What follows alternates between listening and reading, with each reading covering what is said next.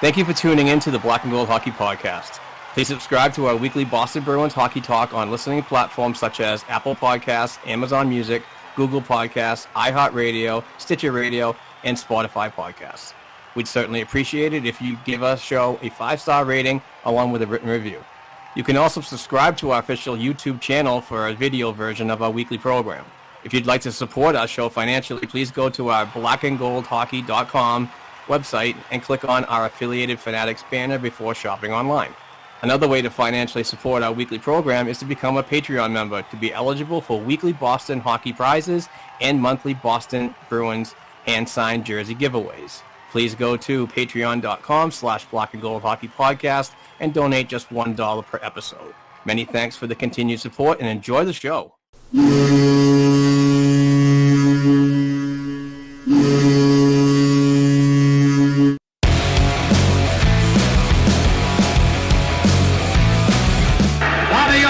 Behind that, the Sanderson, Orr! Bobby Orr! Orr from the Boston Bruins! 30 seconds left in the period. The Bruins are shorthanded. Ray Bourque. Ray Bourque from the face-off circle to the right of Reggie Lemon. Fired it down and Whitmore threw it. Did he ever? To Bergeron on the drive, save, rebound, he's loose, saving, kicks him loose, Bergeron scores! The Bruins goes on! With the point of the game in their throats, they rip it out of Toronto's hands and kill the beast! The Boston Bruins have won it after being 3 down in the third!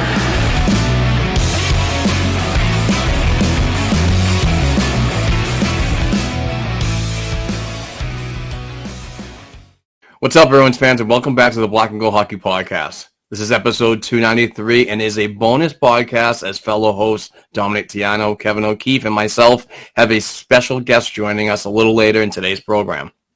I want to remind our faithful listeners that we're looking to add more Boston Bruins-related programs to our B&G podcast network. We're also looking to add more website writers and looking for YouTube video creators. If you have the time to produce audio, video, or written content weekly, please reach out via email address blackandgoldproductionsllc@gmail.com. Now, without further ado, here's our interview with 2022 Boston Bruins 6th round selection and WHL Swift Current Broncos goaltender, Reid Dyck.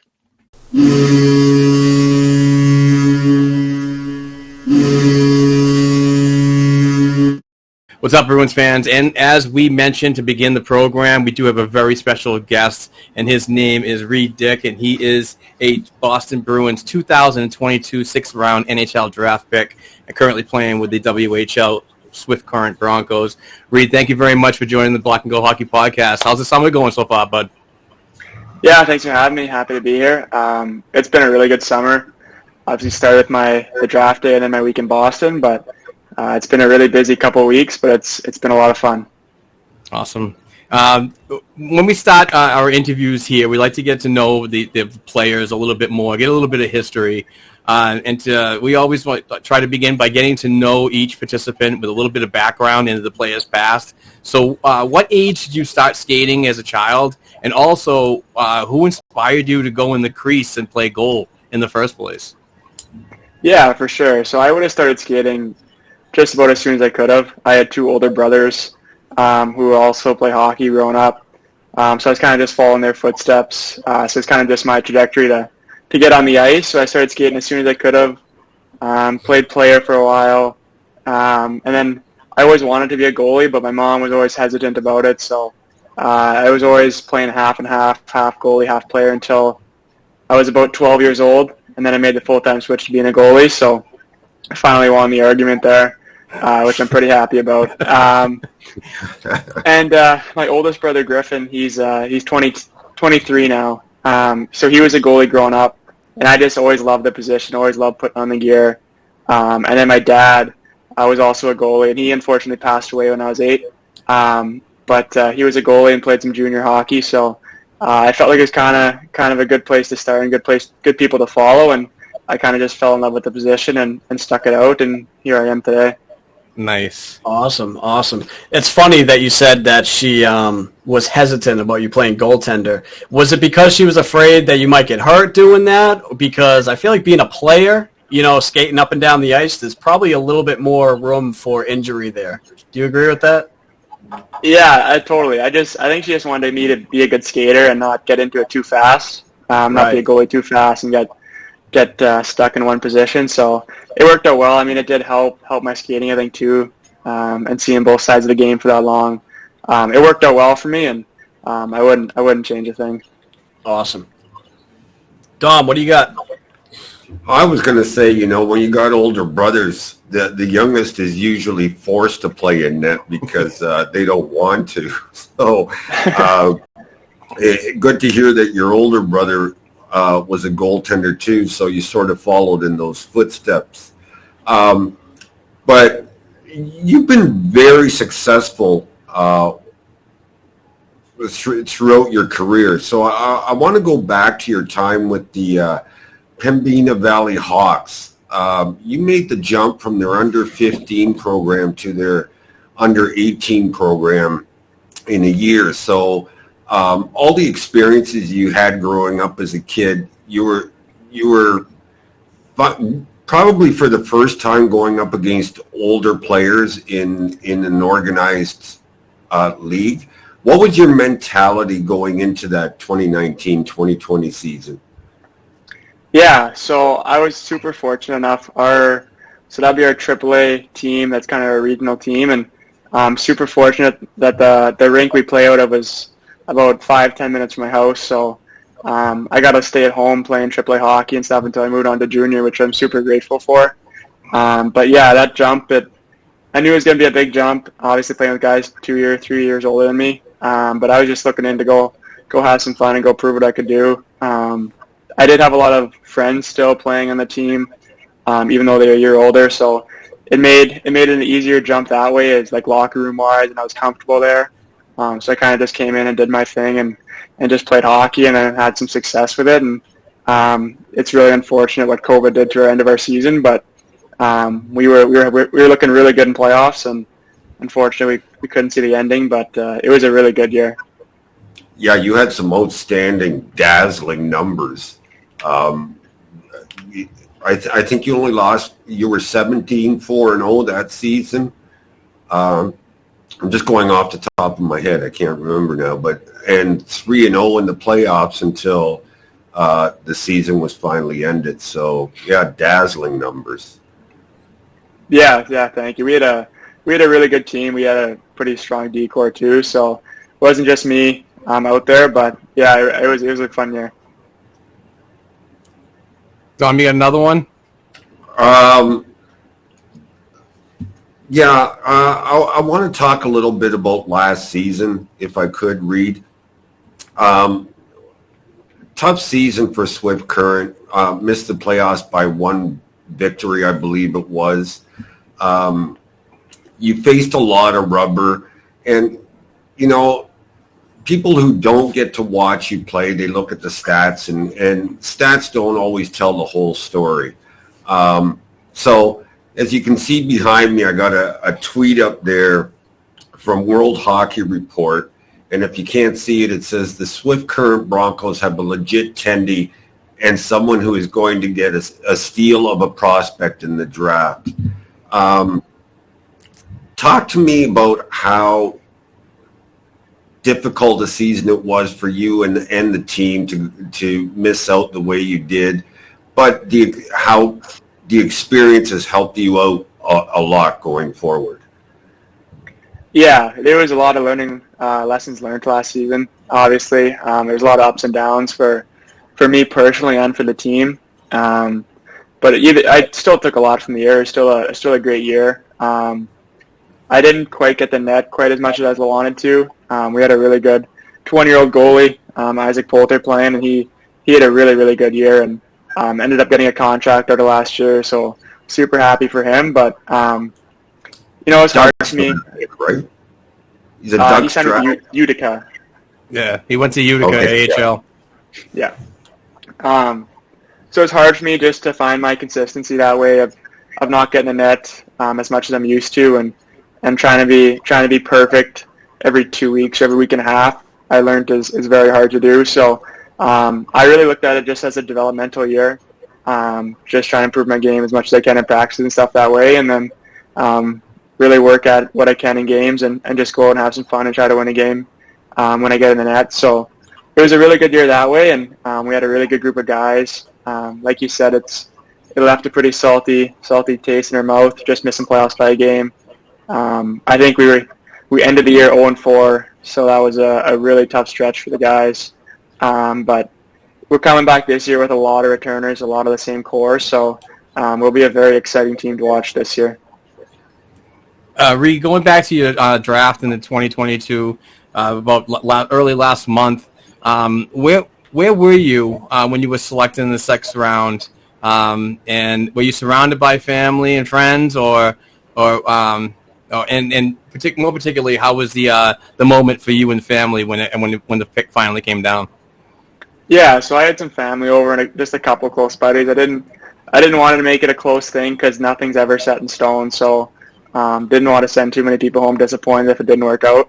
But thankfully it did. So I had a couple of my close buddies and lots of family there. And you know, I was just sitting in my basement with a couple of my close buddies, and my mom and her friends and family were upstairs. And yeah, it was just sitting there. I was pretty nervous. So it was a long day.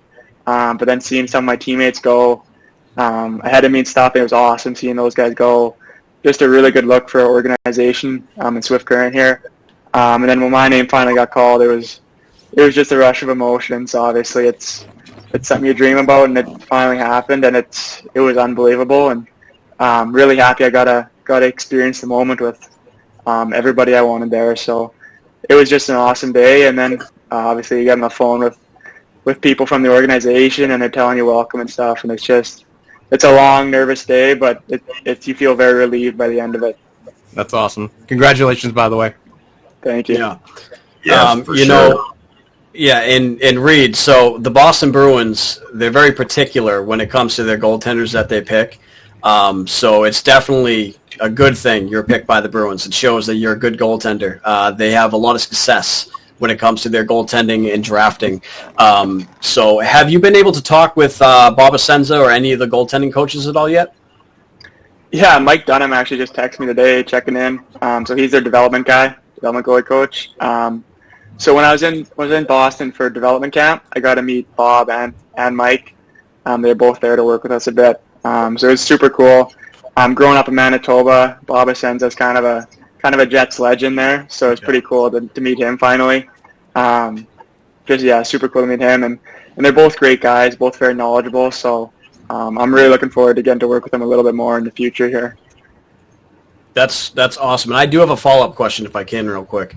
I remember when you were speaking about your past season here with the Broncos, you said you'd be going for a week and a half, sometimes 2 weeks at a time without getting into the net, and that made it hard for you to kind of get into a groove. Now, the NHL is going more towards a 1A, 1B type of goaltending situation is what we're seeing. Is that something you'd feel more comfortable with?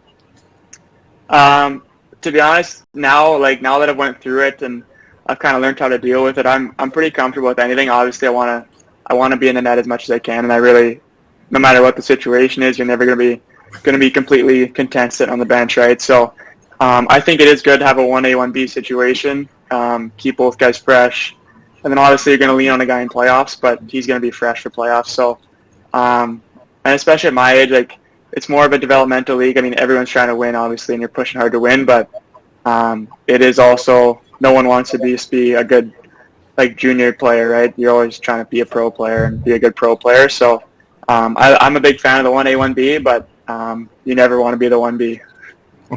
Well, it's a good thing you didn't get drafted by Tampa then, because we know what the situation is over there, huh? Yeah, that's a unique one, and that's pretty locked up. Tom? So Reid, I want to talk a little bit about the top prospects game. I live in Ontario and I cover the OHL, so getting out to watch Dub games live is kind of impossible for me. So I was at that game, and I want to read to you what I saw, if I can. So this was my takeaway. Positionally sound, takes up a lot of room. When down on the butterfly, he extends his legs and remain flat on the ice. He gets up quickly from the butterfly. Post-to-post movement is very good. Absorbs pucks very easily. Rebound control is good. Very good at tracking the puck and plays in front of him. Lightning quick reflexes. Never gives up on a puck. So that was my takeaway from a game you entered. I believe the score was 3-1 at the time. You stopped 23 of 23 shots in the last half of the game. So how close am I in describing you, and how much time do you actually get to spend in the off season with Dave Rathjen, your goaltending coach? Yeah, so Dave is our Swift goalie coach, and he lives in Edmonton, Alberta, all year round. So it's a bit of a distance between us, our summer homes.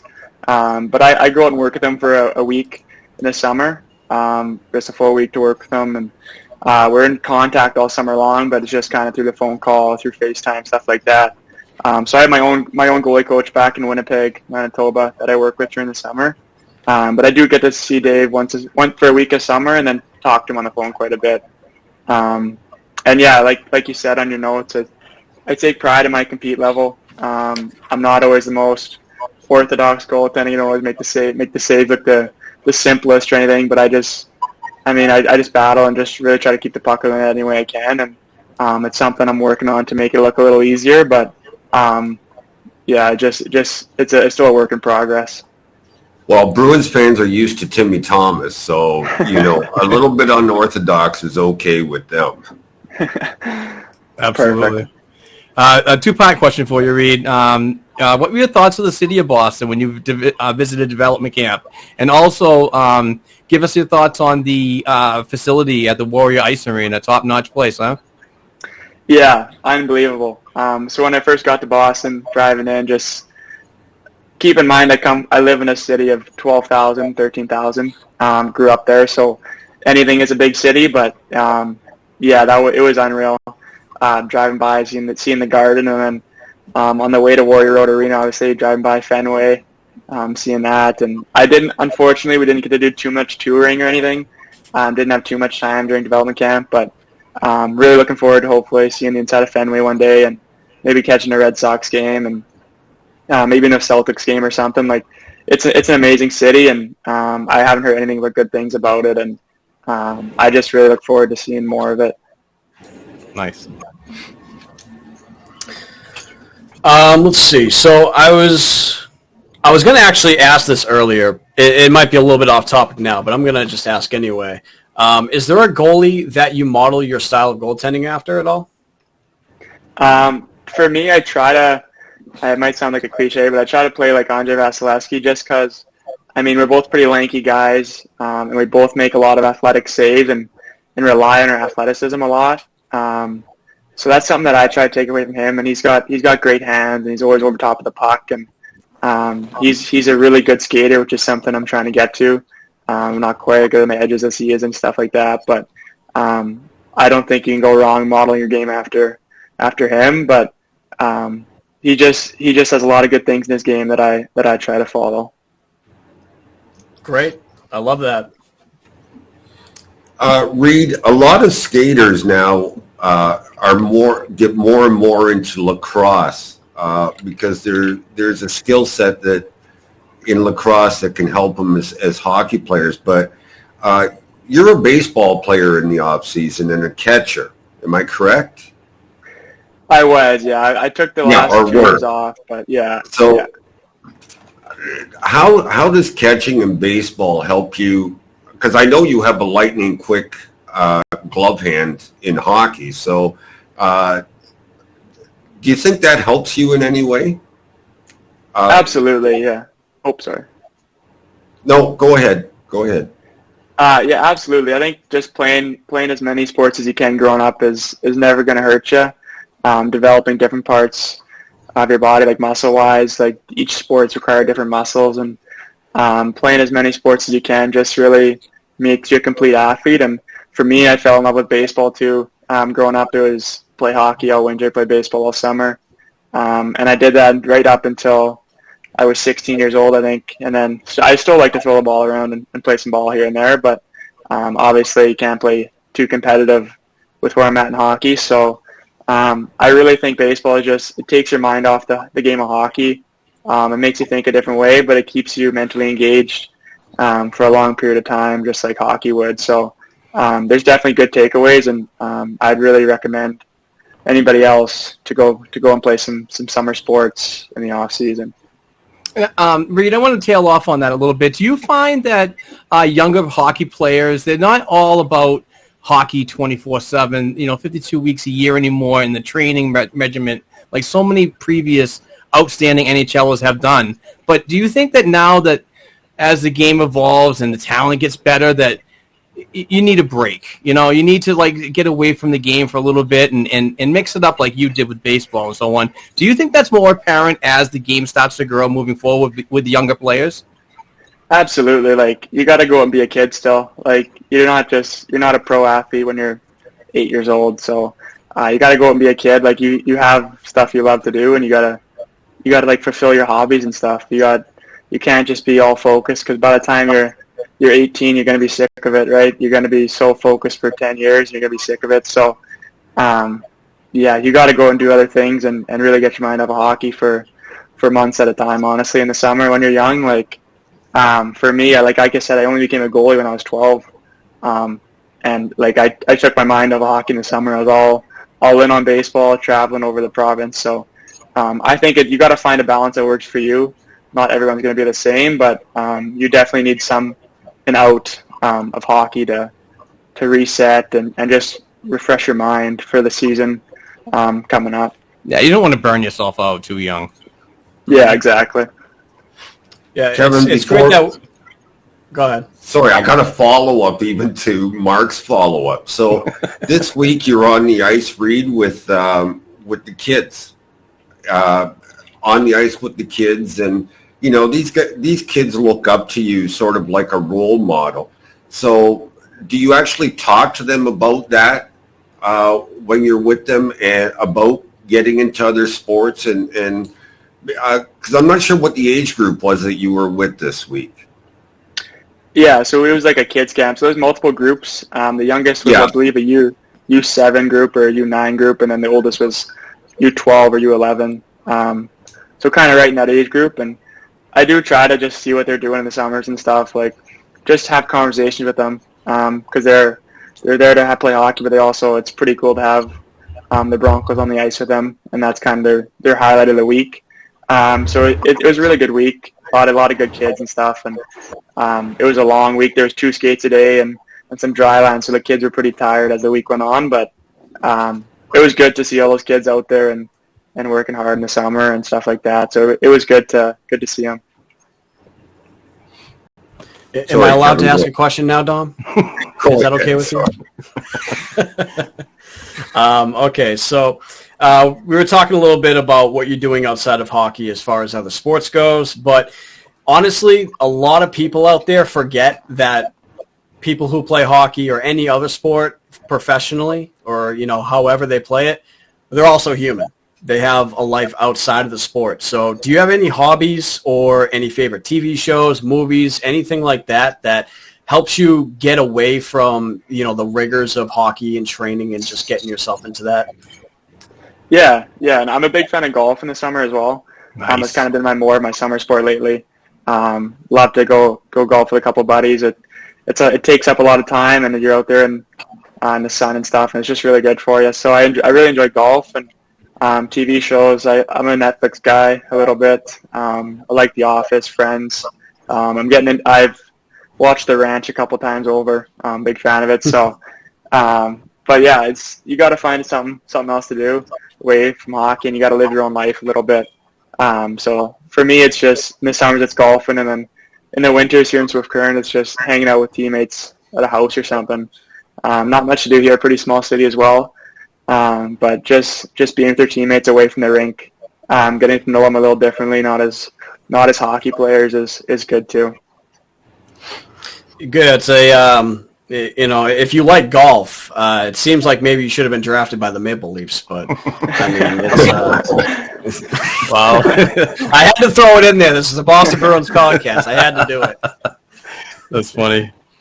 Reid, dialing it back in a little bit. Let's go back to development camp, and what I really want to know, because this is the first goaltender we've had on since Jeremy Swayman back in 2019, I believe, and so I'm a goaltender myself, C-League, deck hockey, ice hockey, and roller hockey, and I beat my body bad, so I'm feeling it. See the gray hairs here. But my question to you is, like, Bob Essenza and Mike Dunham, his addition have really made this Boston Bruins goaltending tandem of teaching younger folks like yourself to a higher level. So meeting those two for the first time in the 5-day duration of development camp, what did you really take away from how they are as people and how they move the message of systems and how to prepare yourself and so on?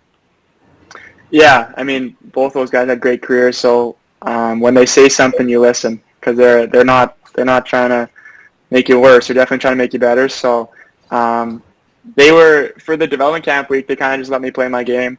Just wanted to kind of see where I was at and stuff. So I didn't get too much feedback. Obviously, they gave me a little bit here and there and stuff and made some minor tweaks, but it was kind of just, that week, it was kind of just get to know them, get to know their coaching style and what they like to see from me and what they want to see me get better at that way. So there's obviously some tweaks in my game that they'd like to see, get a little more flow to my game, a little faster in the crease, obviously, that stuff. But it was just nice to meet them and their personalities and for the week and that way.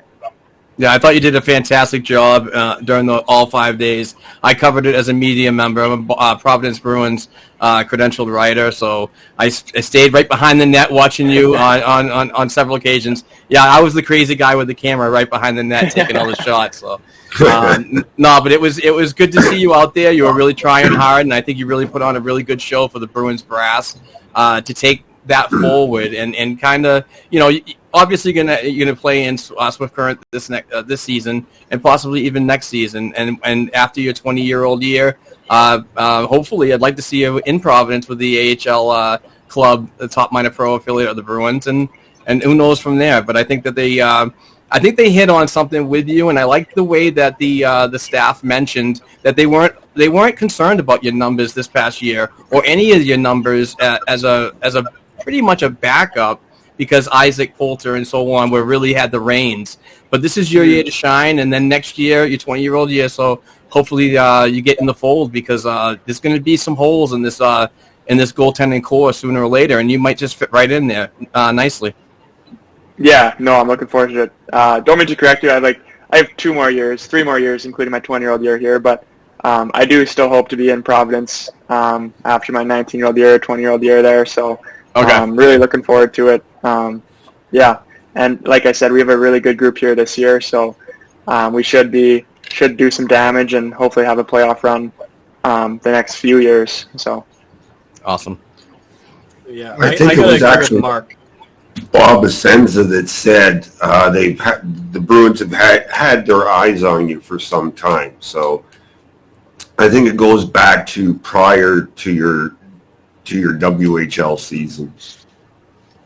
I remember reading that quote, Bob. Yeah, that could be. That's awesome. Yeah, I'm going to agree with Mark, though. I was only at the development camp for one day. Unfortunately, work called. But the day I was there, you definitely seemed like one of the standout prospects for me, for that day that I was there. So it was great to see. But I actually only have one more question that I actually had written down, so I think this is a good spot to put that in. What areas of your game do you believe you need to improve on moving forward? Yeah, for sure. I would love to be, or I'm going to be, more patient. I need to be a little more patient on my feet. And then that just improves my skating. That lets me beat more passes on my feet. And that's kind of the role of the game, right? It gets faster as you move up, so you got to play the game on your feet as much as you can. So that involves narrowing up my stance a bit, getting on my toes a little sooner, and and just being more patient, because fake shots or dekes or whatever, you don't want to be biting on those. So that's kind of the big thing that I'm working on right now, and it would affect a lot of areas of my game, and it's kind of one thing that'll help all areas. So it's kind of what I'm hitting on right now. Great. Tom, you got anything else? Yeah, Reid, are you going to the Prospects Challenge in Buffalo? Have you talked to the Bruins about that yet, or have they talked to you? Yeah. So I am coming to rookie camp, and then I will be on the bus down to Buffalo I'm not sure how many, the quantity, or which games I'll be playing, but I think I'll get one for sure. That's awesome. Looking forward to that. Awesome. I guess I do have one more question, actually. During development camp, was there anyone that you gravitated towards as far as other prospects there? We just had Matt Poitras on a few weeks ago. Did you guys get to talk at all, or is there anyone who stood out to you as someone you kind of really related with, or anything like that? Give us a scouting report. Honestly, the whole draft class, we were pretty tight this draft or this development camp. We went out for supper on our days off together and stuff, like Spicer, Poitras, Edwards. We stuck pretty close, so we were all in the same boat, right? Coming to Boston, kind of on our own, so we kind of bonded over that. And I'm looking forward to coming back for rookie camp and seeing those guys again, and hopefully meeting a couple new faces that way, and making some more connections. Awesome. Edwards can really dump some bodies over the boards, huh? He was actually my roommate, yeah, and he's a little scary. He's a nice guy to have on your team, though. Yeah, exactly. Oh, yeah. He doesn't run goaltenders, though. I've watched him a few times last year. I haven't seen him run a goaltender yet. I want to go back to the top prospects game real quick, and to development camp. Now, you took part in the combine before the top prospects game, correct? I did not. No, I was not invited to the combine this year. No, not the draft combine. The one for the top prospects game. You didn't attend that? Was that like before the prospect game? Yeah, I was in that. Yes. Okay, and did you do off-ice testing at development camp? We did, yes. Okay, so tell me a little bit about both and what you hated out of them.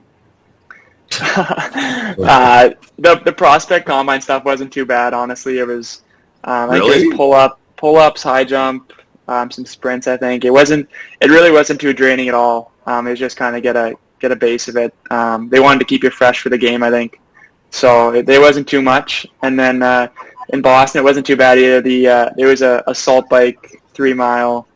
I wouldn't say it's a sprint because you can't sprint it, but you got to keep a pretty good pace. And the assault bike, if you know what it is no fun. So that one would kind of be my enemy right now. It's a bit of a grind, but you feel really good about it when you're done. So it's a win-win situation. Who was getting the most pull-ups? That's always been a competition in the room. Anywhere you go. At the prospect game, I forget who it was. I think George from London had quite a few. He was pulling them up. I'm not sure what the winner had, like 20 maybe. It wasn't anything too outrageous, but it was still pretty impressive. Whatever the guy who won got. Yeah. Do you think one day you can? Sorry, go ahead, Kevin. You took the words out of my mouth. I was going to say, do you think one day you might be able to beat Zdeno Chara in a pull-up contest? How many can he do? I don't know. Oh God, what would he hit? He did 40-something, did he? Yeah, he's in his 40s. Yeah. Kevin Miller gave him a run for his money one year. But yeah. Good for him with that wingspan. That's hard. I know, right? Just being able to pull up all of his weight in just that size. I mean, yeah. Exactly. God. All right, boys. You got anything else for Reid? I'm out of questions. Just quickly about this upcoming season, Reid. How are you preparing, or what do you expect? I know you touched about it a little bit about it earlier. You've got a young team, like you said. Most of the core is coming back.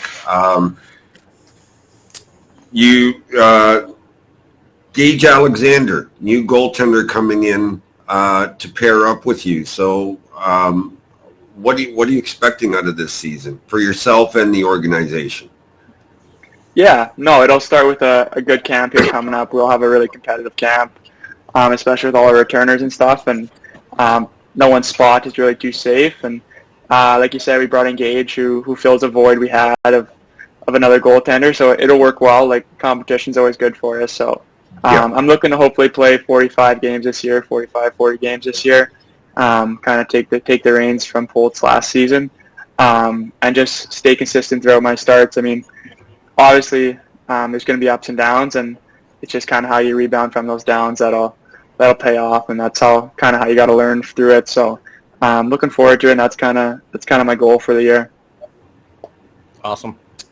Well, we tell all our listeners to make sure that they get the CHL Live or CHL TV, whatever they call it this year. And now that the Bruins have a handful of prospects in the CHL,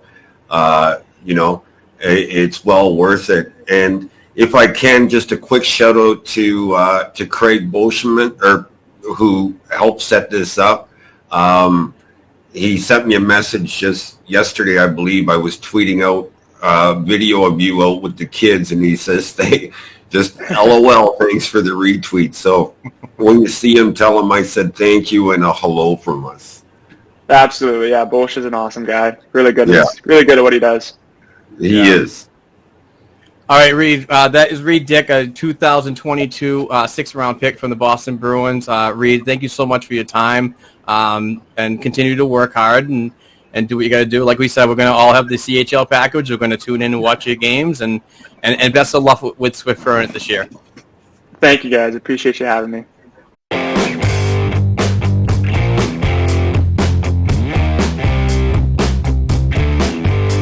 Thanks again for tuning in and supporting this week's episode of the Black and Gold Hockey Podcast.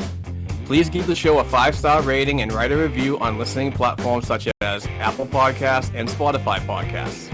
If you'd like to contact the show for advertising opportunities or to send us a question or topic idea we should be discussing, please send us an email to blackandgoldproductionsllc@gmail.com. Don't forget to share our program on your social media platforms with other hockey fans, and follow our Twitter accounts at Black and Gold Pod, at BNG Productions, at Black and Gold 277, and at Kevin_O'Keefe89. Also, please don't forget to check out our official blackandgoldhockey.com website, where we cover the Bruins organization from the NHL level down to the prospects worldwide. Peace out.